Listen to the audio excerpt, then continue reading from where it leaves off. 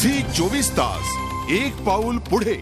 पुढे जाऊया। वीज महावितरण कंपनीचा सर्वाधिक महसूल पुण्यातनं जमा होतो, मात्र हा महसूल कमवून देणाऱ्या कर्मचाऱ्यांकडे मात्र वीज महामंडळाचं दुर्लक्ष होत आहे।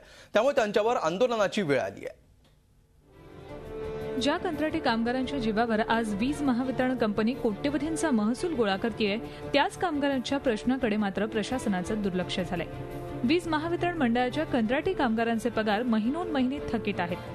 तसेच अनेक वर्ष सेवेत असूनही त्यांना नियमित करण्यात आलेलं नाही। वीज महावितरण मंडळाच्या तब्बल 7,000 जागा रिक्त असूनही कंत्राटी कामगारांना नियमित केलं जात नाही। त्यामुळेच आंदोलनाची वेळ आली। 880 जे सर्क्युलर आहे त्याची तातडीने अंमलबजावणी केली जावी, म्हणजे महाराष्ट्रातील या कर्मचाऱ्यांना न्याय मिळेल। अन्यथा आम्ही प्रकाशगडवरती मोठ्या संख्येने महाराष्ट्रातील सर्व कंत्राटी कामगार त्या ठिकाणी मोर्चा आणणार आहोत।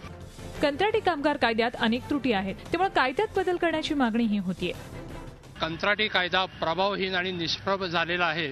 त्यातून कंत्राटी कामगारांना कोणत्याही प्रकारचा न्याय मिळत नाही, अशा प्रकारची परिस्थिती आहे।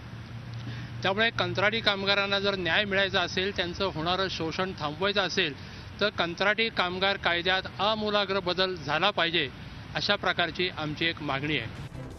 कोणत्याही कामगाराला कामावरून कमी करू नये असं न्यायालयानं सांगितलं असतानाही 33 कामगारांना घरी बसवण्यात आलंय। मात्र प्रशासनानं ही कपात झालीच नसल्याचं म्हटलंय। कॉन्ट्रॅक्ट बेसिसवर घेतलेल्या कर्मचाऱ्यांना नियमित करता येणार नाही अशी भूमिका एमएससीबीने घेतली आहे। तरीही या कर्मचाऱ्यांचे पगार अद्याप का थकीत आहेत, याबद्दल मात्र एमएससीबीचा कुठलाही अधिकारी बोलण्यास तयार नाहीये।